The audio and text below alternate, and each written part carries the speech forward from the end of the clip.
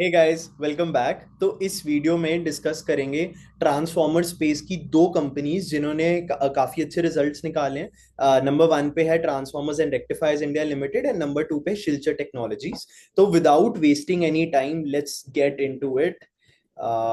Yes, I am sharing my screen. ये जो आप अपनी स्क्रीन पर देख रहे हो, दिस इज टैरल के लिए जो रिजल्ट्स है। अब देखो, मैं बिजनेस मॉडल पे ज्यादा डीप डाइव नहीं करूंगा। I have already told a lot of times about the business model. तो आप मेरा जो पिछले क्वार्टर का वीडियो है वो जाके यूट्यूब पे सर्च करो एंड उस पे बिजनेस मॉडल अगर आपको देखना है तो आप वो देखो। यहाँ पे बहुत ब्रीफली बताता हूँ कि transformers and rectifiers India limited, as the name suggest, कि ट्रांसफॉर्मर्स एंड रेक्टिफायर्स दोनों बनाते हैं। ट्रांसफॉर्मर्स कहाँ यूज आते हैं? आपका जो पावर जहां जनरेट होती है, जो इलेक्ट्रिक पावर जो आप यूज कर रहे हो, जो मैं यूज कर रहा हूँ, वो कहाँ जनरेट होती है? हमारी सिटी के बाहर। सिटी के बाहर की होती है क्योंकि उस यूनिट को बहुत जगह चाहिए। वो पोल्यूशन भी क्रिएट करते हैं अगर आप कन्वेंशनल सोर्सेज कर रहे हो यूज, ठीक है। तो इन दो मेजर रीजन से वो सिटी के बाहर जो होते हैं वो प्लेस्ड होते हैं। अब सिटी के बाहर आपने प्रोड्यूस तो कर दिया, लेकिन आपको उसको ट्रांसपोर्ट करना है all the way to your city, ठीक है। तो सिटी के बाहर से सिटी तक आपको लाना है। अब यहाँ पे क्या होता है, जो आपकी इलेक्ट्रिसिटी प्रोड्यूस होती है ना, इलेक्ट्रिक पावर के दो कंपोनेंट होते हैं, वोल्टेज एंड करंट, ठीक है। तो यार power is equal to voltage into current. तो अगर आपने 100 यूनिट्स ऑफ पावर प्रोड्यूस की है, तो इट कुड बी कि आपकी वोल्टेज 50 थी एंड करंट 2 था। इट कुड बी कि आपकी वोल्टेज 25 थी, करंट 4 था, ठीक है। यहाँ मतलब opposite values vice versa. Basically product उनका 100 होना चाहिए, तो 100 कांस्टेंट रहता है। अब ये वोल्टेज और करंट की वैल्यू ऊपर नीचे कर सकते हो। अब ये यूजफुल क्यों है? ये यूजफुल क्यों है? क्योंकि जब आप इलेक्ट्रिक पार्ट ट्रांसपोर्ट करते हो ना, आपने 100 यूनिट्स यहाँ से प्रोड्यूस की, लेट्स से आपने इसमें कोई चेंज नहीं किया, आपने इसको सीधा सिटी के लिए ट्रांसपोर्ट कर दिया। अब क्या होगा, सिटी तक पहुंचने तक वो सिर्फ 50 यूनिट्स रह जाती है, ठीक है। अब यहाँ ये जो लॉस है ना, this is directly proportional to the current part, जो करंट वाला पार्ट है ऑफ योर पावर। तो अब हमें पता है कि पावर तो 100 ही रहेगी। Voltage can be 50, voltage can be 100, voltage can be 75, voltage can be what ever, ठीक है। हम उसको ऊपर नीचे कर सकते हैं ताकि जो करंट है वो कम हो जाए। अब हमें जो लॉस है वो कम करना है, और हमें पता है जितना ज्यादा करंट उतना ज्यादा लॉस होगा। तो हम क्या करते हैं, जो करंट को है कम कर देते हैं, वोल्टेज को स्टेप अप कर देते हैं, ठीक है। तो ये ट्रांसफार्मर का पहला फंक्शन है कि ये वोल्टेज को स्टेप अप करना। अब जब सिटी में आ जाती है ना, तो वो 765 केवी ऐसी ऐसी मतलब बहुत ही ज्यादा वोल्टेज पे आती है। And that is the reason why आप देखोगे, जब आप एक सिटी से दूसरी सिटी ट्रांसफर कर रहे हो, तो बहुत बड़े टावर्स लगे होते हैं, उनके थ्रू ही इलेक्ट्रिसिटी ट्रांसमिट होती है। दे आर सिचुएटेड, मतलब जो ऐसे वो बने होते हैं कि वो बहुत ज्यादा ग्राउंड से ऊपर है, क्योंकि वो जो वायर होती है ना, वो बहुत ज्यादा वोल्टेज होती है उसमें। एंड अगर मतलब ऑब्वियसली इट इज फेटल, अगर किसी ने टच कर लिया तो दिल बी देयर गॉन, ठीक है। अब मत करना भाई ट्राई। हाँ, तो एनीवेज अब क्या होता है उसके बाद कि जब आपने वोल्टेज को स्टेप अप करके उसको ट्रांसमिट कर दिया ताकि एनर्जी लॉसेस कम हो जाए। बट यहाँ पे जो मेरा लैपटॉप है, जो आप फोन यूज कर रहे हो, या आपके ईयरफोन्स है, कुछ भी इलेक्ट्रिक यूजेज आप कर रहे हो, लाइट्स वगैरह, वो सब उतनी केवी पे नहीं चलती हैं। वो नॉर्मल वोल्ट, लाइक बहुत ही मिनिमल वोल्टेज पे चलती हैं, ठीक है। Obviously depends on the appliance. तो क्या होता है वहां पे, जैसे आपने सेम पहले स्टेप अप किया था, यहाँ पे स्टेप डाउन ट्रांसफॉर्मर आप यूज करते हो। तो ये है ये जो ट्रांसफॉर्मर जो पहले वाला है ना, जो स्टेप अप करता है, इसे पावर ट्रांसफॉर्मर बोलेंगे। ये जो स्टेप डाउन करता है, इसे डिस्ट्रीब्यूशन ट्रांसफॉर्मर बोलेंगे, क्योंकि ये सिटी में आगे डिस्ट्रीब्यूट कर देता है इलेक्ट्रिसिटी। यही चीज अगर ये होती है मतलब सोलर, नॉट सोलर सॉरी, आपके थर्मल पावर प्लांट से कन्वेंशनल सोर्सेज के लिए, ठीक है। अब यही चीज अगर सोलर आपको पावर प्लांट पे यूज करनी है, तो आप सेम जो ट्रांसफॉर्मर है वो यूज नहीं कर सकते जैसा आप थर्मल में यूज करते हो। आपको यूज करना पड़ेगा एक IDT transformer, inverter duty transformer कहते हैं। एंड फाइनली वो आके जब ग्रिड में इंटीग्रेट हो जाएगा, then finally it will reach the city, and वहां पे आप स्टेप डाउन या डिस्ट्रीब्यूशन ट्रांसफॉर्मर यूज कर सकते हो, ठीक है। दूसरी बात, ये तो हो गया ट्रांसफॉर्मर्स पे ब्रीफ। अब रेक्टिफायर्स क्या होता है? रेक्टिफायर्स होता है एसी करंट को डीसी करंट में शिफ्ट करने के लिए। एसी करंट क्या होता है, डीसी करंट क्या होता है, मैंने पिछली वीडियोस में कवर किया है, तो मैं इस पे ज्यादा टाइम नहीं दूंगा। तो anyways, this was about most of their business model. अब क्या होता है, जो शिल्चर है वो ज्यादातर आपका आईडीटी एंड पावर ट्रांसफॉर्मर में, डिस्ट्रीब्यूशन ट्रांसफॉर्मर में कम है। यहाँ पे जो टैरल है वो आईडीटी में कम है, पावर एंड डिस्ट्रीब्यूशन ट्रांसफॉर्मर में है, ठीक है। ये दोनों ही कंपनी स्पेशलाइज्ड ट्रांसफॉर्मर्स बनाती हैं।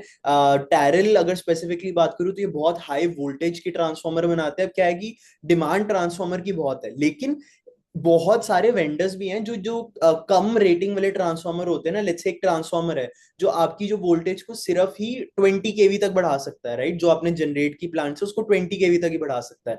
बट आपको 20 kV नहीं चाहिए, आपको 765 kV चाहिए। ये जो 20 kV वाले जो स्टेप अप वाले हैं, ऐसे बहुत वेंडर्स है, बट 765 वाले नहीं है, राइट। तो यहाँ पे एक्चुअल में मार्जिन अच्छा भी है, डिमांड तो दोनों ही जगह डिमांड फुल है, बट यहाँ पे मार्जिन भी बेटर रहेगा क्योंकि आप नेगोशिएट अच्छा कर सकते हो, बिकॉज आप एक स्पेशलाइज काइंड ऑफ प्रोडक्ट बना रहे हो, ठीक है। That is there. इसके अलावा टैरल में मैं ये बोलूंगा, transformers and rectifiers India limited में कंपनी की बैकवर्ड इंटीग्रेशन बहुत अच्छी है। अगर आप एक ट्रांसफॉर्मर को देखा है आपने कभी, तो लेट मी एक्चुअली, अगर क्योंकि मैं स्क्रीन शेयर कर ही रहा हूं, तो मैं एक पावर ट्रांसफॉर्मर दिखाई देता हूँ, राइट। तो ये देखो, ये अब जो पावर ट्रांसफॉर्मर है, राइट, यहाँ पे लेट मी, यस, अब ये एक तरह का ट्रांसफॉर्मर दिखता है, राइट, ऐसे दिखता है पावर ट्रांसफॉर्मर, ये इस टाइप का। ये आपने कभी देखा होगा, आपकी गली में देखा होगा या कोई सब स्टेशन वगैरह में देखा होगा, बट यूजुअली ऐसे लगता है। अब ये जो एक्सटेंशंस है ना, बुशिंग्स, ये इसको कनेक्ट करेंगी आपके बाहर के सर्किट से। फॉर एग्जाम्पल ये देखो, अब ये जो ट्रांसफॉर्मर है, ये तो पूरा ट्रांसफॉर्मर है, राइट, लेकिन ये कनेक्टेड कहाँ से सर्किट में, बुशिंग्स के थ्रू। तो ये बुशिंग्स भी ये लोग बनाते हैं। सेकेंडली, ये जो आप पार्ट देख रहे हो मेटल वाला जो केसिंग है, इसको भी, इसको टैंक कहते हैं बाय द वे, इसको भी ये लोग बनाते हैं। थर्डली, जो सीआरजीओ लैमिनेशन है, सीआरजीओ लैमिनेशन कोर, ठीक है। तो बेसिकली वो जो हमने पूरा ट्रांसफार्मर देखा ना, उसके अंदर कुछ ऐसा होता है, ठीक है, ये चीज। अब ये जो आप पार्ट देख रहे हो ना, ये सारी चीजें हैं, ये कुछ ऐसी बननी होती हैं, ऐसी। ये सीआरजीओ स्टील से बना होता है, these are called CRGO laminations. अभी तक ट्रांसफॉर्म, ये जो टैरल है, ये बाहर से आउटसोर्स कर रहे थे, अब ये क्या कहते हैं, इसमें भी बैकवर्ड इंटीग्रेशन उन्होंने कर लिया है। सो दैट इज अबाउट टैरल। अगर मैं टैरल पे जाऊं, यस, तो दैट इज अबाउट टैरल। अब इनके रिजल्ट्स पे आते हैं, इस क्वार्टर के इन्होंने रिजल्ट में कैसे परफॉर्म किया। सबसे पहले अगर हम देखें तो, just give me a second, yes, अब स्टार्ट करते हैं इससे। तो सबसे पहले अगर हम देखें तो यहाँ पे 31.9% का रेवेन्यू में इंक्रीज आया, विच इज अ गुड अपटेक, ठीक है। नेक्स्ट अगर आप देखो, जो ग्रॉस इनकम है वो 46.1% से हुई। तो ये देखो, ये 32% वर्सेस 46%। ऑब्वियसली अगर आपका जो ग्रॉस इनकम है वो आपकी ज्यादा स्पीड से बढ़े कंपेयर टू रेवेन्यू ग्रोथ, सो हम कहेंगे कि आपको यहाँ पे ऑपरेटिंग लेवरेज मिला है, ओएल आपको मिला है, लेकिन ग्रॉस इनकम तक तो मिला है, ठीक है। सेम अगर आप एबिटा इनकम में देखो तो भी 83% है, तो यहाँ पर, यहाँ तक भी आपको वो मिल रहा है operating leverage. Finally profit before tax, and ये देखो, तो प्रॉफिट बिफोर टैक्स जो है 107% से बढ़ा है, which is a very good figure compare to ये जो 32% का फिगर है वर्सेस 32% फिगर फॉर रेवेन्यू, ठीक है। ऑब्वियसली ये बड़ा अच्छा फिगर है, इसका मतलब आपको काफी अच्छा ऑपरेटिंग लेवरेज मिला है। अब लास्टली आप देखो कि ये वाला जो है ना, profit before tax minus other income, ठीक है, ये जो है ये 99% है। अगर आप अदर इनकम ऐड करो तो 107% है। तो ऑब्वियसली अदर इनकम ने आपका स्पीड बढ़ाया, बट इतना कुछ कंट्रीब्यूशन नहीं है। फाइनली जो आपका पैट है वो 126% से बढ़ा है यहाँ पे, ठीक है। तो overall obviously very good results यहाँ पे टैरल की तरफ से। अब थोड़ा नीचे जाके, अब हमने देखा है कि मार्जिन ऑब्वियसली इनके बड़े हैं, 35% हो गए हैं compare to 31.5% gross margin. EBITDA margin भी बड़े हैं, मतलब ऑपरेशनल एफिशिएंसी भी आई है एंड प्रोडक्ट मिक्स का भी इंप्रूवमेंट हुआ है, दोनों चीजें हुई हैं, ठीक है। And finally obviously PAT margin भी इनका बड़ा ही है। इनका ये जो पैट मार्जिन है 13.8%, ये लेकिन इनका टारगेट 10% के आसपास रहेगा, अभी इन्होंने बोला है। सो लेट्स सी अगले साल ये कैसा करते हैं।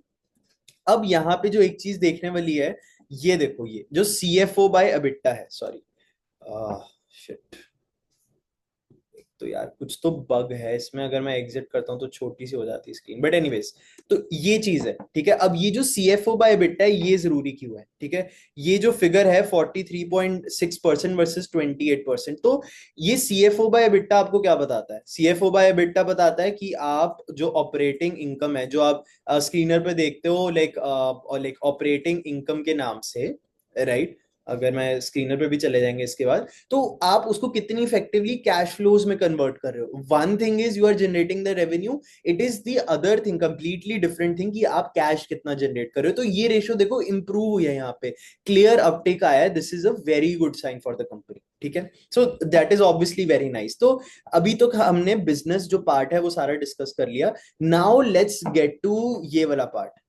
करंट वैल्यूएशन अराउंड 79.5 के पास पास है, 80 मान लो, स्क्रीनर पे थोड़ा ऊपर नीचे है, but that is what the current valuation stands eight. ठीक है, अब यहाँ पर जो इनिशियल अपडेट्स आए थे उस पे पहले बात कर लेते हैं। सॉलिड मार्जिन इंप्रूवमेंट हुई है, ये हमने देखा रिजल्ट पे। गाइडेंस इन्होंने 2000 करोड़ की दी थी, एंड FY 25 में इन्होंने 2000 करोड़ से ऊपर ही किया है। ठीक है, so that is obviously another good thing. ठीक है, नाउ यहाँ पर वैल्यूएशन जो है मेरे अकॉर्डिंगली एक कंसर्न है। देखो होता क्या है, राइट, अब होता क्या है किसी भी साइकिल में, अगर मैं आपको ओरियाना पावर दिखाऊं, राइट, मैं इसके चार्ट पे जा रहा हूँ, राइट, मैं इसका पी मल्टीपल देखूंगा। ठीक है, अब इसका पी मल्टीपल देखो, 98, 98, 60, 70, 87 से अब सीधा 30 पे है। पी मल्टीपल 30 पे है, तो आप जो पीक है आपकी 91, 97, लाइक 100 से ऊपर की पीक से आप सीधा यहाँ पे आके गिरे हो। ठीक है, तो होता क्या है कि जब भी मतलब जो ये साइकिल्स होते हैं ये प्ले आउट करते हैं, तो ये स्टार्ट ऐसे करते हैं कि हाँ आपके पास there is obviously potential in the space, potential होता है, there are sorry yes there are potential in the space. ठीक है, एंड उसके बाद आपको ये धीरे धीरे बिजनेस परफॉर्मेंस में दिखता है, बिजनेस परफॉर्मेंस में बिजनेस परफॉर्मेंस इंप्रूव होने लग जाती है। ठीक है, इसके बाद क्या आता है, इसके बाद क्या आता है कि आपके जो लाइक प्राइस डिस्कवरी होने लग जाती है। मतलब अगर टैरल को देखो, अगर मैं फिर से वापस जाऊं, मतलब टैरल को देखूं, तो एक बार इसके बाद ही चलेंगे, नहीं तो चली जाते हैं, राइट। तो अगर टैरल को आप देखो, ट्रांसफॉर्मर्स, ठीक है, इसके चार्ट को पढ़ते हैं, लास्ट के 5 इयर्स का पीई रेशियो देखते हैं। देखो लास्ट के 5 इयर्स में बहुत बार ये 20, 30 पीई पे रहा है, एंड देन सडनली एक्सपैंड हुआ, ये चीज सडनली एक्सपैंड हुई। दिस इज ऑब्वियसली कॉल्ड, मतलब आपका जो री रेटिंग हो रहा है यहाँ पे। ठीक है, आप इसको प्राइस डिस्कवरी कह लो, आप इसको री रेटिंग कह लो, तो यहाँ पे हुआ है री रेटिंग वेरी क्लियरली ऑब्जर्व्ड। ठीक है, यहाँ री रेटिंग हुआ है।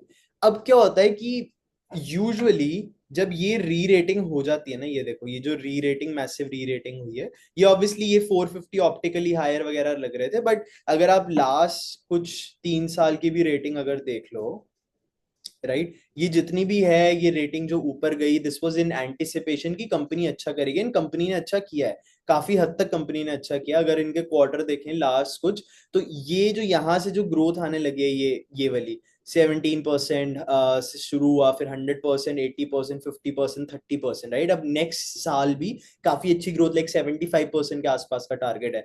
तो होता क्या है, अब ये जो वैल्यूएशन है ना, हम सब पीक ऑफ वैल्यूएशन पे एंटर करते हैं। ठीक है, पीक ऑफ वैल्यूएशन पे एंटर करने का क्या मतलब है कि यहाँ पर there is no room for error. ठीक है, एंड यूजुअली ये पीक मल्टीपल्स होते हैं, इसके बाद आपकी जो स्पेस ऐसे ऊपर जा रही होती है वो फिर ऐसे नीचे भी आती है। ठीक है, जैसे आपने देखा ये 30 के मल्टीपल्स थे यहाँ तक, इसको यहाँ पर आके इसको 100 के भी मिले हैं। ठीक है, मीडियन आपका पी 78 हो गया, 79, 80 के आसपास ही, जबकि पहले 30 मल्टीपल से ऊपर नहीं मिला था। तो ये सारी चीजें ना हमें कैच करनी पड़ती हैं, क्योंकि अगर हम यहाँ पीक पे अगर इन्वेस्ट करेंगे ना, तो यहाँ हमें पी मल्टीपल का एक्सपेंशन नहीं मिलेगा। और जो मैंने एक वीडियो एनालिसिस बनाया था पूरे इंडियन स्टॉक्स पे, उस पे मैंने बताया था कि डेटा बताता है कि कितना जरूरी है पी एक्सपेंशन आपके स्टॉक्स में होना, तभी आप आउट परफॉर्म कर पाओगे मार्केट को। ठीक है, तो वैल्यूएशन अब कंसर्न किया कि उनका लॉन्ग टर्म टारगेट है वो 8500 करोड़ का है। पैट मार्जिन मैंने 14% क्यों लिया, क्योंकि उन्होंने बोला कि जो भी बैकवर्ड इंटीग्रेशन कर रहे हैं उससे 14% पैट मार्जिन ऐड होगा, तो ये 1190 करोड़ हो गया। अब ये जो 2025 पी है ये भूल जाओ। ठीक है, लेट्स से 30-35 पी के भी बारे में आप बात करो, तो ये 35.7 के, 41.6 के, इसके आसपास ये बनता है। करंट मार्केट कैप इज 17.2 के। तो अगले 4 साल में ये 17, 3-4 साल में, अगर 3 साल में करते हैं तो ये 17.2 के से आपका 35.7 के पे चला जाएगा, विच इज डबल अगले 3 साल में, ठीक है। और ये 17.2 से 41.6 के, मतलब ऑब्वियसली डबल से भी ज्यादा। तो अगर मैं 41.6 डिवाइडेड बाय 17.2 जो आज का है उससे करूं, तो 2.4 टाइम्स, लाइक 240 टाइम्स हो जाएगा। अब ये डिपेंड करता है कि वो 3 साल में होगा, 4 साल में होगा, बट अगेन मॉडेस्ट अगर एक्सपेक्टेशन भी रखे, जो इन्होंने 1 बिलियन का टारगेट रखा है, 8500 करोड़ इनका रेवेन्यू हो जाएगा, 4 साल में पी मल्टीपल 35-30 रहेगा, तो वो इसके आसपास ये वैल्यू पहुंचेगी। अब आज का अगर आप मल्टीपल देखो तो आप बोलोगे यार ये पॉसिबल ही नहीं है कि 81.4 का। तो मैं आपको सिर्फ ओरियाना पावर का फिर से मैं चार्ट दिखाना चाहूंगा। अगर मैं उसके चार्ट पे जाऊं, फिर से पी रेशो देखे तो देखो 20 से री रेट होते होते 100 तक गया है, और उसके बाद वापस आ गया 30 पे, ठीक है। तो eventually return to the mean, ठीक है, ऐसा इसको बोलते हैं। फोर्थ है कि सीएफओ जो है वो इम्प्रूव्ड हुआ है, मतलब it has improved a lot. FY25 versus FY24 क्या कहते हैं, cash flow from operations add हुए हैं काफी, and then CFO by EBITDA भी जो रेशियो है वो भी काफी इंप्रूव हुई, हम डिस्कस कर चुके हैं। अब प्रीवियस कॉन कॉल्स के बेसिस पे मैंने क्या मतलब देखा कि फर्स्ट ऑफ ऑल तो ना इसको थोड़ा जूम कर लेते हैं, ठीक है। इन्होंने $1 बिलियन का जो टारगेट है ना, बिट कंफ्यूजिंग है ये। क्यों? क्योंकि पहले इन्होंने Q2 में बोला कि हाँ 3 इयर्स में ही करेंगे, फिर Q3 में आके बोला 3-4 साल लग सकते हैं, स्पेसिफिकली इसको कॉल आउट किया गया था। अभी Q4 में इतनी बार स्ट्रेस किया है ना कि विद इन 3 इयर्स, तो मे बी वहां पे डिमांड काफी अच्छी आ गई है, we don't know. Then second पे इन्होंने बोला कि नो डिमांड इशू, उन्होंने बोला ट्रू, लाइक अभी तक दिस स्टैंड्स ट्रू। पहले भी इन्होंने ये बोला था, अभी भी यही है। तो बेसिकली ये जो बाहर वाली चीजें है ना, ये वाली चीजें ये मैंने पिछले कॉन कॉल से ली हुई है, एंड ये मैंने अभी ली है कि अभी की कॉन कॉल में उन्होंने कैसे बोला। अब इन्होंने पहले बोला था इनकी टोटल इनकी कैपेसिटी 40 MVA की है। 40 MVA का क्या मतलब है कि ये ट्रांसफॉर्मर्स, जो ये एक साल में इतने ट्रांसफॉर्मर्स मैन्युफैक्चर कर सकते हैं जो इन नेट नेट 40 MVA की कैपेसिटी या पावर को हैंडल कर सके, ठीक है। तो उसमें 15 MVA ऐड कर रहे थे, जो Q1 25 तक लाइव हो जाएगा, एंड फुल यूटिलाइजेशन हो जाएगी Q3 26 तक, ठीक है। अब 3500 करोड़ प्लस का जो टारगेट है फॉर FY26 ये मेंटेन्ड है अभी के लिए। तो यहाँ पर अभी वो नेक्स्ट ईयर ग्रोथ क्या दे रहे हैं, ग्रोथ दे रहे हैं 3500 डिवाइडेड बाय 2000, जो इनका इस बार का था, तो 75% का इनका ग्रोथ रेट है इस साल के लिए, ठीक है। तो ये मेंटेन्ड है अभी के लिए। QIP इन्होंने 750 करोड़ की थी। इन्होंने बोला था कि ये करेंगे not for near term, but next 2-3 quarters में इन्होंने बोला था हम यूज नहीं करेंगे, नियर टर्म में यूज नहीं करेंगे, बट इस पे कोई अपडेट नहीं है। ये इन्होंने पिछली ही कॉन कॉल में बोला था, Q3 की कॉन कॉल में। All backward integration to lead to 4% increase in PAT margin, तभी मैंने यहाँ 14% लिया है। इनकी टोटल में 3 फैसिलिटीज हैं, एक में डिस्ट्रीब्यूशन ट्रांसफार्मर बनाते हैं, यहाँ पे क्विक क्वार्टर्स होते हैं, हेंस ये ऑर्डर बुक में इंक्लूड नहीं करते। फिर मिड लेवल आते हैं, एक्स्ट्रा हाई वोल्टेज आता है, ठीक है। ग्रीन हाइड्रोजन साल के स्टार्टिंग में कह रहे थे ग्रीन हाइड्रोजन का, बट वो अभी भी स्टार्ट नहीं हुआ था Q3 तक, तो अभी भी नहीं हुआ। अब Q4 की कॉन कॉल के बेसिस पे, अब MVA this year is 29,000 MVA compare to 16,400 MVA last year. इसका मैं ऑलरेडी मतलब बता चुका हूँ। इस बार एंटर कर रहे हैं 4,500 की एग्जीक्यूटेड ऑर्डर बुक से। दिस गिव्स क्लियर विजिबिलिटी कि हाँ डिमांड तो अच्छी है ही है यहाँ पे। नेक्स्ट ईयर टारगेट है कि 8,000 करोड़ की अनएग्जीक्यूटेड ऑर्डर बुक से एंड करेंगे, मतलब एंटर करेंगे अगले साल में FY27 में। 22,000 करोड़ अंडर पाइपलाइन है, 70% उसमें से EHV साइड पे है, जो कि ग्रेटर देन 220 केवी का होता है, मतलब जो स्टेप अप ट्रांसफॉर्मर है ग्रेटर देन 220 केवी का, ठीक है, या स्टेप डाउन भी आप बोल लो।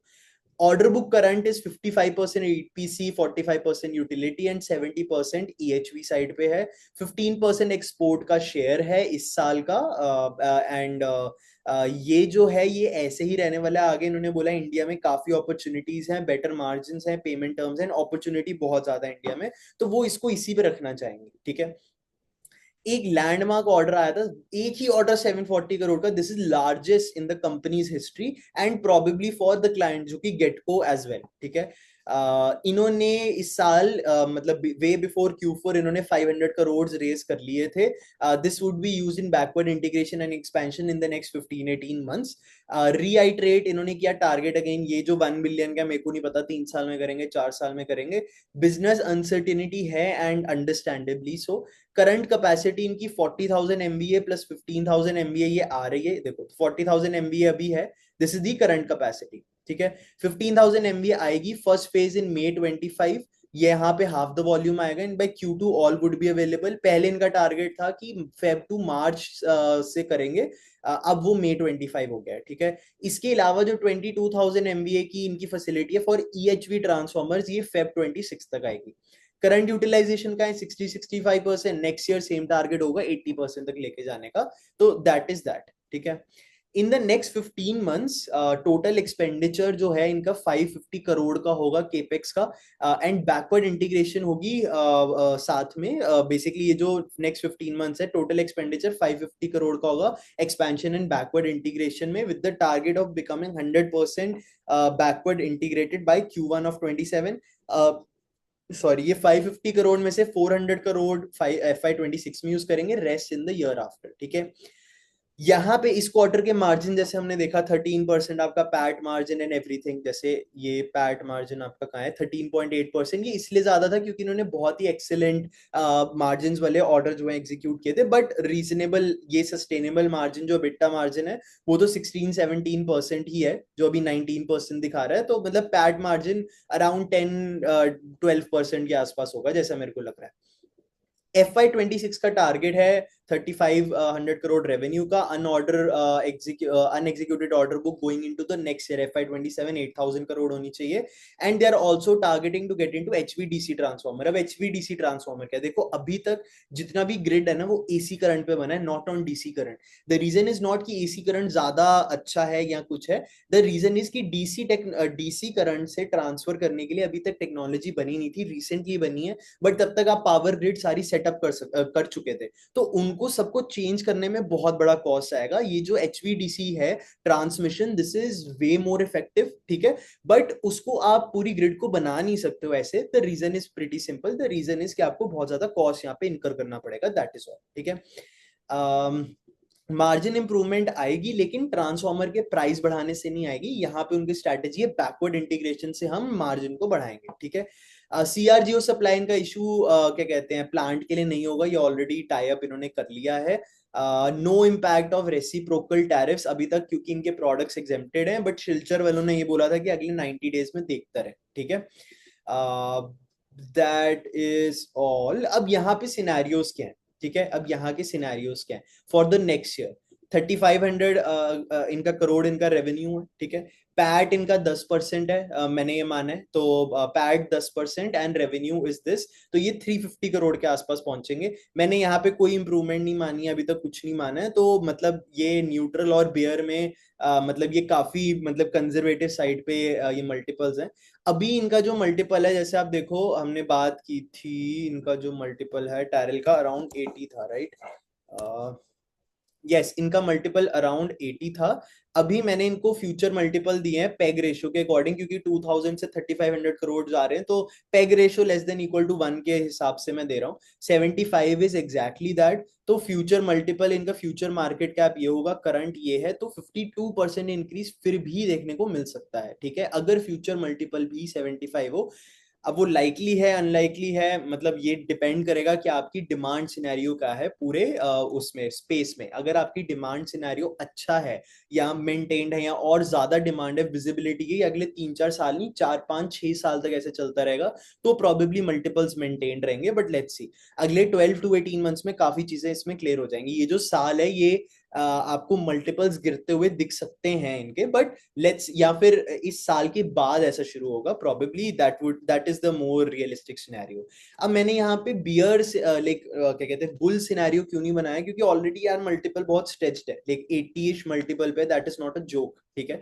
तो अगेन मुझे लगता है कि मेरे को वो वाला केस लाइक बुल केस बनाने की यहाँ जरूरत नहीं है। तो मैंने एनीवेज इसलिए कंजर्वेटिवली ही ये सब बनाया है। तो दैट शुड बी मतलब baked into your mind before you मतलब सी दिस, ठीक है। और ऑब्वियसली इन्वेस्टमेंट डिसीजन तो इस पे मत ही लेना भाई, no recommendation at all, please do your own research, ठीक है। बियर केस में क्या है कि मैंने मल्टीपल्स बस कम किए हैं, तो इसमें हमें दिख रहा है कि 42%, 32%, 21%। तो अगर इसको 60 मल्टीपल भी मिले, फ्यूचर मल्टीपल 60, एंड ये एग्जीक्यूट करे 3500 करोड़, तो भी लाइक 22% का इंक्रीज यहां से मुझे दिख रहा है, ठीक है। Again this is purely dependent on current scenario. This is bound to change, like this can definitely change, not bound to change, this can definitely change in the next few quarters. तो हर quarter में track करना important है, और मैं तो करता ही हूँ। तो मतलब obviously keep tabs on my profile. अब it also obviously depends on capex execution, क्या पता डिले हो जाए, केपेक्स आगे ना हो, डिमांड सिनेरियो, ट्रम्प कुछ और नई चीज ले आए, तो कह नहीं सकते। इंडस्ट्री में डिमांड सप्लाई क्लैरिटी ऑब्वियसली यहाँ पे इंपॉर्टेंट है for these multiples to remain, ठीक है। तो ये था टैरिल पे। टू समराइज, कंपनी लीडर है स्पेस में, काफी अच्छा एग्जीक्यूशन रहा है, आगे ऑर्डर बुक की विजिबिलिटी है, मोस्ट लाइकली अपना एग्जीक्यूट भी कर देंगे, एंड उसके अकॉर्डिंग ये हमारे कुछ सिनेरियोज हैं। मिनिमम केस में मेरे अकॉर्डिंग ये 22% का इंक्रीज लेके जा रहा है, but this is based on current scenario. अगर इंडस्ट्री डिमांड सप्लाई ऊपर नीचे हुआ तो ये 60 का मे बी 40 रह जाए, और अगर 40 रह जाएगा तो 20% स्टॉक जो है वो गिर जाएगा, ठीक है। तो again please be aware of the risk यहाँ पे। सेकेंड है शिल्चर। शिल्चर टेक्नोलॉजी, जैसे मैंने बोला था स्टार्टिंग में, वो ज्यादातर सोलर की तरफ है, ठीक है। सोलर एंड पावर ट्रांसफॉर्मर बनाता है। अब इनकी खासियत क्या है, ठीक है, खासियत इनकी है इनके मार्जिन में, ये देखो ये चीज, ठीक है। अगर मैं ये चीज आपको दिखाऊं, एंड अगर मैं टैरल के आपको मार्जिन दिखाऊं, तो ये देखो ये है टैरल के मार्जिन, ठीक है। मैं इनको कंट्रोल सी कंट्रोल वी कर रहा हूँ, पेस्ट वैल्यूज ओनली, ठीक है। तो यहाँ पे देखो जो ग्रॉस मार्जिन्स हैं, ग्रॉस मार्जिन्स आर सिमिलर। मैं इसको और इसको कंपेयर करना चाहता हूँ, इसको और इसको, ठीक है। तो 38% है, 35% है। अब यहाँ देखो एबिटा मार्जिन में फर्क है, 31% एंड 20%। तो यहाँ बहुत बेटर और एफिशिएंट यूटिलाइजेशन है।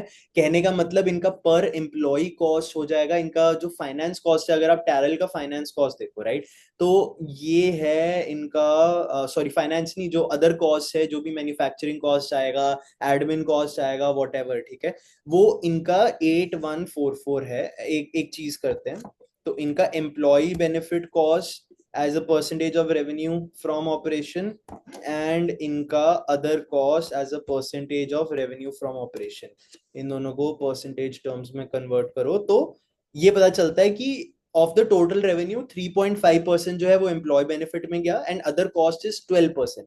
यही चीज अगर मैं शिल्चर में देखूं, राइट, यही चीज अगर मैं शिल्चर में देखूं, तो वो कितनी आएगी, वो आएगी, यस। तो अब हमें पता चलेगा एग्जैक्टली exactly फर्क कहाँ है। 3% है एम्प्लॉय, ये टैरल के लिए 3.5% थी, एंड ये जो है ये 12% थी, राइट, यही हमने देखा था ना, 12 ही थी, राइट, यस 12% थी। तो ये देखो यहाँ पे है सारा अदर कॉस्ट में, ये जो ओवरहेड्स इनके कम है एंड एवरीथिंग, ये सब लीड कर रहा है इनके हायर एबिटा मार्जिन पे। अब एबिटा मार्जिन हायर है, इसके बाद इनकी जो डेप्रिसिएशन है, देखो फाइनेंस तो मतलब डेट तो है ही नहीं है, तो वो भी बहुत बड़ा एक फैक्टर आ जाता है।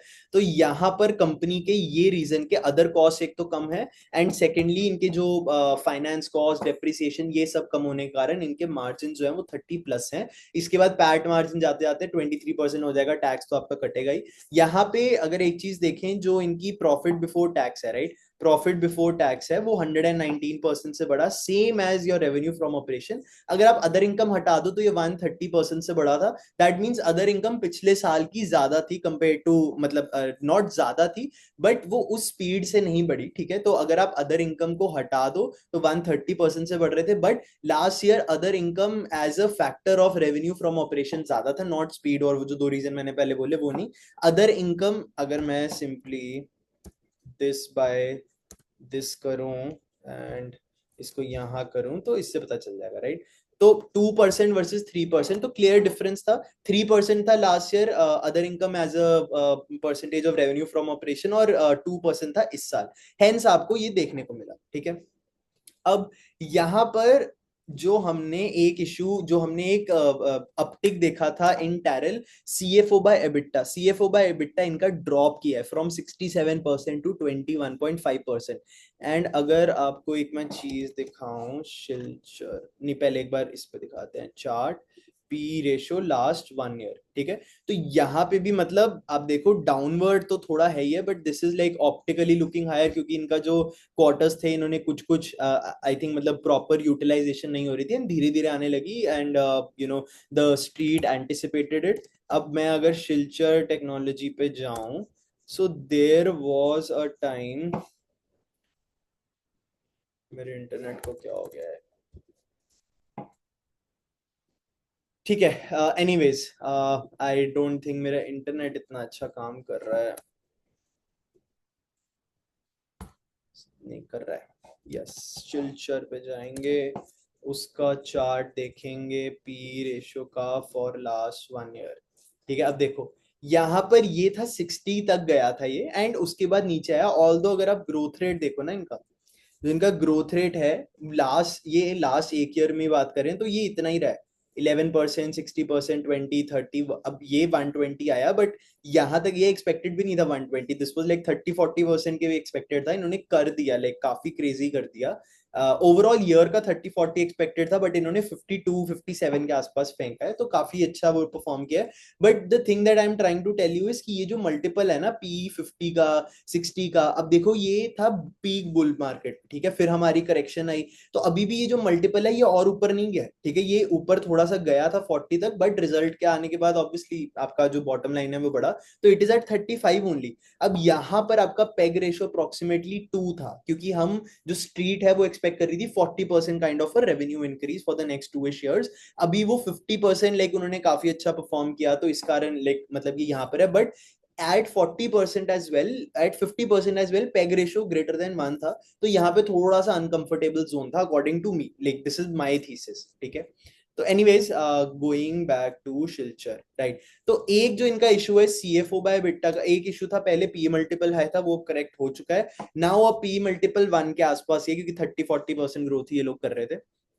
अब जो सीएफओ बाय बिट्टा है वो कम हुआ, दिस इज प्रोबेबली बिकॉज कि ज्यादा आपने बहुत ही स्पीड से एग्जीक्यूशन किया, इनका यूजुअली 180 डेज का टाइम पीरियड होता है, इन्होंने लास्ट के कुछ टाइम में एग्जीक्यूट करके बिल बनाया होगा। हाउएवर इनका क्योंकि 180 डेज का टाइम पीरियड है, तो वो इस क्वार्टर में, मतलब इस ईयर में, फाइनेंशियल ईयर में आपको रिसीवेबल्स की तरह दिखा, दैट्स वाई हमें ये सीएफओ बाय बिट्टा ज्यादा दिख रहा है। बट मैनेजमेंट ने बोला इस पे कोई कंसर्न नहीं है, ठीक है। इन्होंने बोला था मार्जिन जो है that will remain that way, industry leading margin है इनके पास, एंड वैसा ही रहा है। They have over achieved the guidance. इन्होंने बोला था कि हम Q3 Q4 में ही बेसिकली इनकी कैपेसिटी जो थी ईयर के स्टार्टिंग में 4000 MVA थी, ये बढ़ के 7500 MVA हुई। इन्होंने बोला कि ये जो एडिशनल कैपेसिटी है मे बी Q3 Q4 में ही फुली यूटिलाइज कर लिया, एंड ऐसा ही इन्होंने किया, Q3 में नहीं बट Q4 में ऐसा हो गया, ठीक है।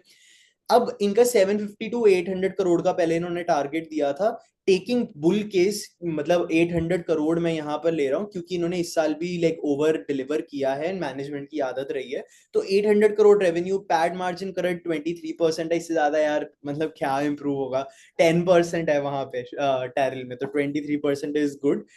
184 करोड़ का पैट है, मीनिंग फॉरवर्ड पी ऑफ 27, इसका मतलब है 22% अपसाइड है अगर ये पी ऑफ 33 पर जाए, ठीक है।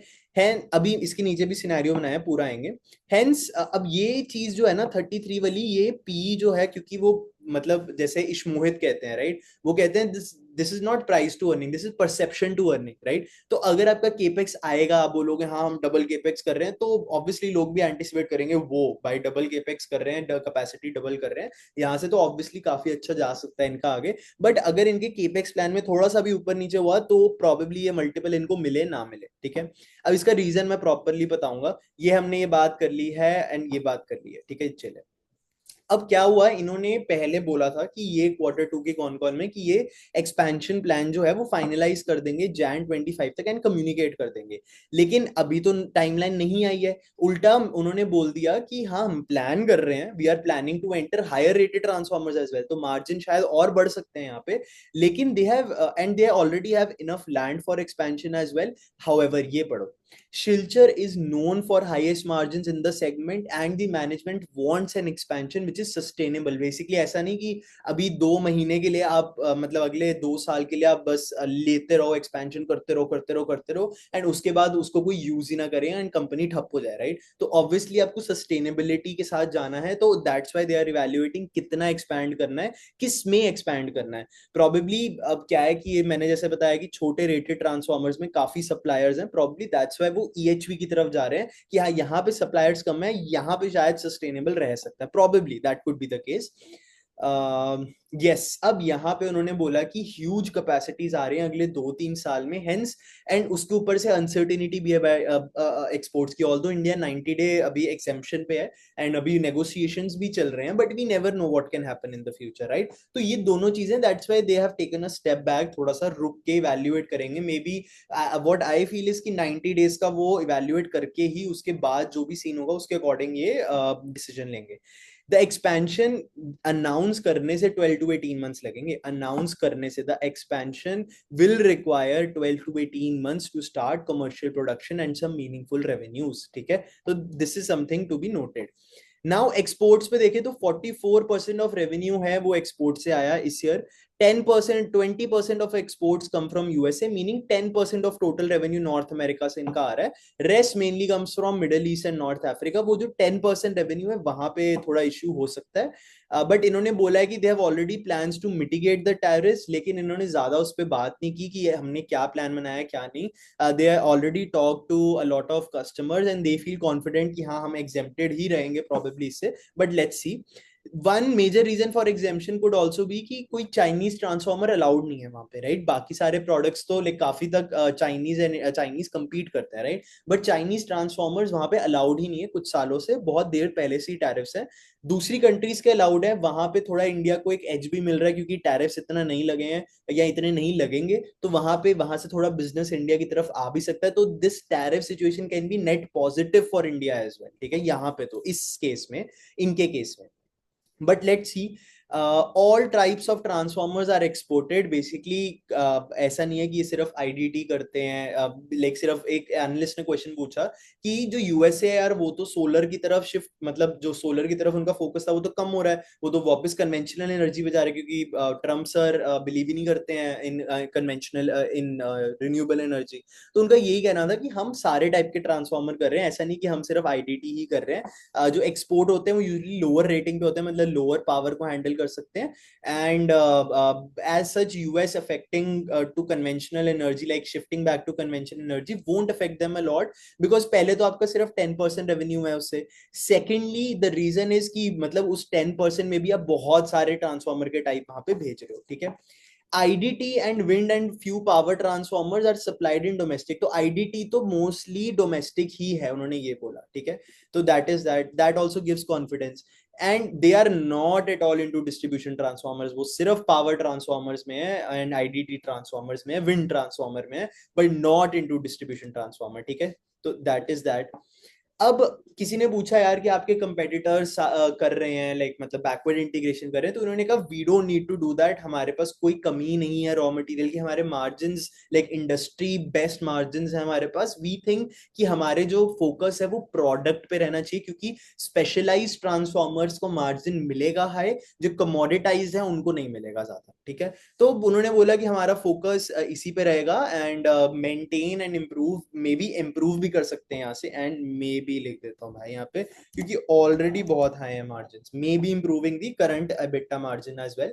Shorter lead time, efficient use of capacity and more exports than peers is what leads to higher margins. तो इतनी बार ये क्वेश्चन पूछा गया कि शिलचर यार आपके मतलब आपके मार्जिन कैसे ज्यादा है? तो पहले तो शॉर्टर लीड टाइम है, क्योंकि यहाँ पे बहुत ही ज्यादा मतलब वो है डिमांड है, तो आप क्या कर सकते हो कि आप उनको बोल सकते हो कि हम आपको जल्दी भिजवा देंगे transformer, don't worry about it, but will get more margin, will take more margin. Efficient use of capacity ये अदर लाइक अदर कॉस्ट से बहुत अच्छे से विजिबल है। And more exports than peers, exports में यूजुअली मार्जिन बेटर है, ठीक है।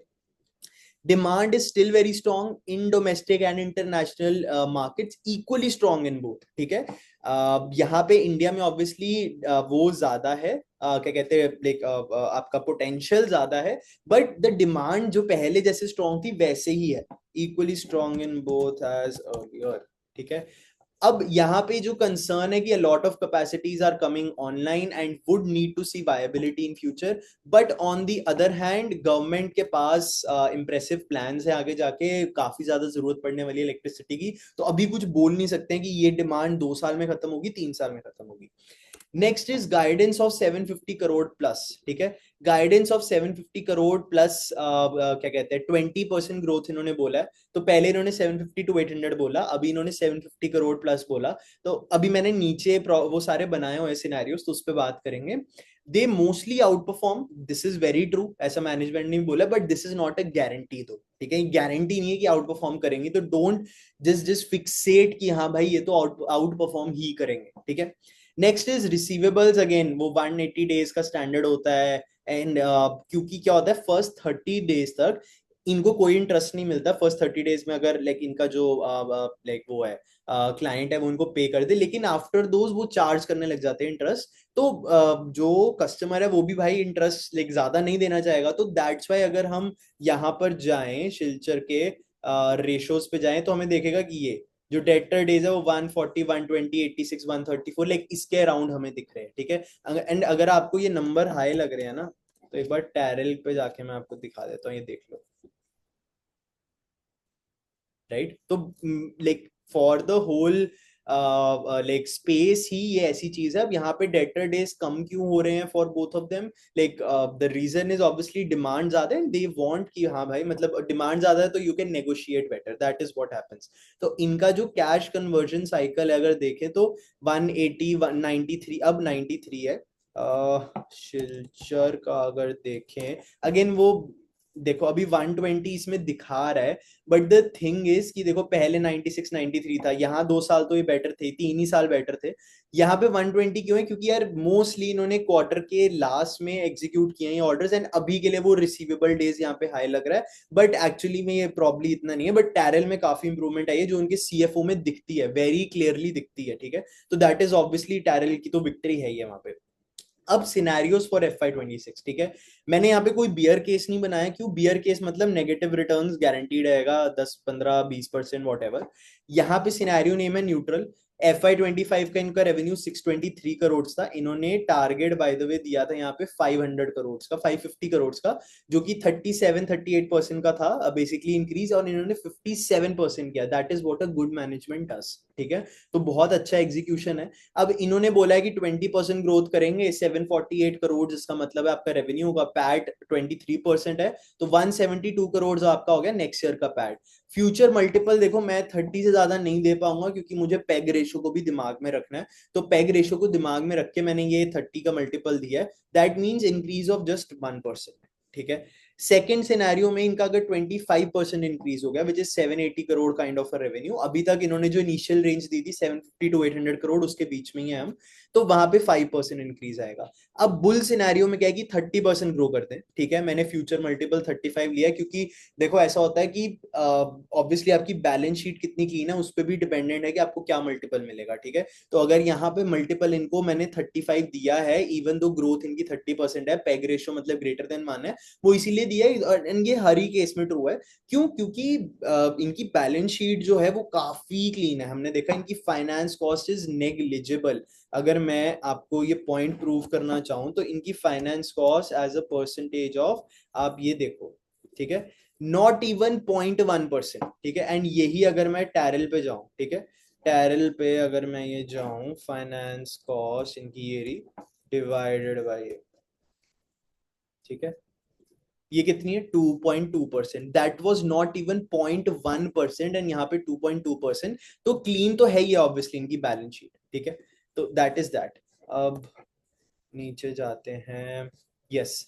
तो दैट्स वाई मैंने इनको पी मल्टीपल ज्यादा दिया है। अब मतलब again this is very basic kind of a thing, इसलिए मैं ज्यादा इसमें लाइक कॉम्प्लिकेट करना ही क्यों है यार आपको। मतलब सिंपल सिंपल मोटा मोटा चीज करो, ये 35 की जगह 34 मिल जाए तो क्या ही फर्क पड़ जाएगा, राइट, या 36 मिल जाए। तो एनीवेज 30% ग्रोथ करें तो 810 करोड़ के आसपास आ जाएगा, 186 करोड़ का पैट हो जाएगा, एंड ये सिनेरियो बनेगा, ठीक है। 27% का इंक्रीज मिलेगा। नेक्स्ट इज कि आपका 35% ग्रो हो जाए, 840 करोड़ का हो जाए रेवेन्यू, एंड 32% के आसपास इंक्रीज होता है। अब हुआ क्या, फुल कैपेसिटी व्यू मैंने लिखा, इसका मतलब क्या है, इन्होंने 220 करोड़ किया था आपका, आई हेट दिस, यस, इन्होंने 220 करोड़ का रेवेन्यू इस बार किया, लाइक अराउंड 230 करोड़ का रेवेन्यू किया Q4 25 में। व्हाट डज, एंड यहाँ पे 100% यूटिलाइजेशन थी। इन्होंने बोला था कि ये जो हम फुल यूटिलाइजेशन है ये हम अगले साल करेंगे, बट इन्होंने हिंट दिया था Q3 Q4 में हो सकता है, Q4 में वो हो गया, ठीक है। तो यहाँ पे जो 100% यूटिलाइजेशन है ना इनकी, that is 230 crore. 230 crore into 4, let's say अगले 4 क्वार्टर ये 230 करोड़ की मतलब फुल यूटिलाइजेशन पे चला ले, दैट वुड मीन क्या, आपका 920 करोड़ का रेवेन्यू। 920 करोड़ में अब मैं कह रहा हूँ कि यार फुल तो चलो नहीं हो सकता, क्योंकि there is a seasonality in the मतलब आपका पूरा स्पेस, राइट। अगर मैं यहाँ पे क्वार्टर्स में देखूं तो ये देखो कैसे Q1 Q2 Q3 Q4 कैसे वो ऐसे बढ़ता है, राइट। सेम अगर मैं यहाँ पे देखूं 67 106 118, यहाँ पे 105 प्रॉब्ली कुछ हुआ होगा, बट एनीवेज आप देख रहे हो कि कैसे वो बढ़ रहा है, राइट। इसके पिछले साल भी अब मैं यहाँ पे कोविड वोविड का इम्पैक्ट प्रॉब्ली आया होगा, बट ये ऐसे इंक्रीज कर रहा है, तो देर इज सम सीजनैलिटी यहाँ पे, obviously there is a seasonality, ठीक है। तो इसलिए मैं सोच रहा हूँ कि मैंने एज्यूम किया कि लेट्स से इनकी 90% यूटिलाइजेशन थी, तो 90% का मतलब है 828 करोड़, ठीक है। ये भी ज्यादा है, तो मोस्ट लाइकली लाइक अगर ये काफी आउट परफॉर्म करते हैं तो ये वाला सिनेरियो इनका मोस्ट लाइकली मेरे को लग रहा है, जहां से 27% इंक्रीज दिख रहा है, right. That is my most likely scenario, but ये अगेन डिपेंड करेगा कि ये कर सकते हैं कि नहीं इस चीज को, क्योंकि इनिशियली 750 to 800 करोड़ का टारगेट दिया था। मैनेजमेंट यूजुअली आउट परफॉर्म करती है। इनका पी मल्टीपल देखो तो शिलचर का मतलब जो है मल्टीपल वो ऐसा ही रहा है, राइट। अगर मैं शिलचर यहाँ पे देखूं, राइट, क्वार्टर में जाऊं, चार्ट्स में जाऊं, 3 ईयर का व्यू लूं, तो इनका मीडियन पी 28 के आसपास, लाइक 27 के आसपास रहा है। It has been as low as मतलब 14 एज वेल, बट अब ये यहाँ पे लाइक काफी हाई हो गया था, 60 के आसपास हो गया था, ठीक है, 56 60, अब ये नीचे आ गया। तो मैं मेरा ये मानना है कि इसका जो मतलब एक जो केस बन सकता है कि आफ्टर ऑल दीज, अब देखो यहाँ पे ये जो यूटिलाइजेशन है, हमें एक चीज ध्यान रखनी है कि ये जो 35 का मल्टीपल है ना, अब मेरा पॉइंट ये है कि ऑल्दो इनका मीडियन मल्टीपल के इसके आसपास हमें दिख रहा है, बट द थिंग इज कि ये जो इनका 840 करोड़ 810 करोड़ का जो रेवेन्यू है, हमने अभी कंप्यूट किया था 920 करोड़ मैक्सिमम है। तो जब तक ये नेक्स्ट केपेक्स नहीं लेके आएंगे, इनको क्या मल्टीपल मिलेगा यहाँ पे, राइट, इनको क्या मल्टीपल मिलेगा। तो ये वाला जो सिनेरियो है ना, ये वाला, ये सिर्फ आपका रेवेन्यू तक के लिए ठीक है, बट अगर यहाँ पे केपेक्स में ऊपर नीचे कुछ हुआ तो this multiple could be very low as well. Maybe ये आपका 25 का हो जाए मल्टीपल तो -9% है, मे बी 20 का मल्टीपल हो जाए तो -30% है। तो that can be the case यहाँ पे, ठीक है। तो इट डिपेंड्स ऑन टैरिफ्स, आपका पहली चीज, दूसरा capex plan, timeline and amount, दोनों पे डिपेंड कर रहा है, एंड ये काफी चेंज होगा आगे। And industry demand supply clarity, अब जो मैं बोल रहा हूँ मुझे लगता है कि मेरे को बियर सिनेरियो भी बनाना चाहिए था, which is very much likely, but 10 15% 20% यहाँ से मतलब जो स्टॉक है अगले negative return, I feel like मतलब बेस्ड ऑन ये फ्यूचर मल्टीपल दे सकता है, क्योंकि इनका केपेक्स अभी तक अनाउंस नहीं है। केपेक्स पे डिपेंड करेगा ये चीज, जहां तक मेरे को लग रहा है। बाकी you know these views are bound to change, there this is no recommendation. आप प्लीज, आपको कोई व्यू है कुछ है तो आप कमेंट सेक्शन में डालो एंड लेट्स डिस्कस, ठीक है। Please don't take this as a recommendation. तो हम that was all on the space. अब स्पेस में हमने like just to like wrap up, जो टैरल था उसके साथ हमने ये देखा कि हाँ there is a good scenario कि हाँ यहाँ पे लाइक आपके मल्टीपल्स ऊपर जा रहे हैं, मतलब कम भी हो जाए, यहाँ से 60 तक भी चले जाएं, फिर भी आपका लाइक 20% काइंड ऑफ इंक्रीज दिख सकता है अगले साल में। लेकिन it depends very much on the capex execution, on industry demand supply clarity, ठीक है, एंड ऑब्वियसली आपका गाइडेंस का एग्जीक्यूशन। ठीक है। तो इसको इसलिए हमें लाइक ट्रैक करना इंपॉर्टेंट है, इनमें से कुछ भी तीन में से एक चीज हिली तो मल्टीपल गिर सकते हैं, ठीक है। सेम इज ट्रू फॉर ये, इनमें अब शिल्चर में थोड़ा सा कम प्रोबेबिलिटी लग रही है पॉजिटिव रिटर्न बनाने की, क्योंकि ये इनका मैक्सिमम वो है लाइक रेवेन्यू। टैरल तो है वो ऑलरेडी लाइक मतलब रेवेन्यू जो है उनका 3500 करोड़ सेट है, वो 8500 करोड़ का टारगेट दे चुके हैं, they are also building capacities. तो हमें पता है कि यहाँ स्टैग्नेट नहीं होगा, लेकिन ये स्टैग्नेट यहाँ पर हो सकता है इन केस जो आपकी मैनेजमेंट है they decide not to do a very big capex या समथिंग, राइट। तो ग्रोथ रेट्स गिर सकते हैं, ग्रोथ रेट्स गिरेंगे तो ये जो नंबर है मल्टीपल ये कम हो सकता है, ठीक है। तो मेरे अकॉर्डिंगली अभी लाइक अगर मैं रेटिंग दूं तो आई विल गिव टैरल फर्स्ट एंड शिल्चर सेकंड, ये मेरा व्यू है। बट अगेन मैं दोनों में इन्वेस्टेड नहीं हूँ। तो हाँ, that's all, don't take this as an investment advice. कोई डाउट है तो please feel free to shoot in the comments. Thank you so much. Sharing बंद। यस।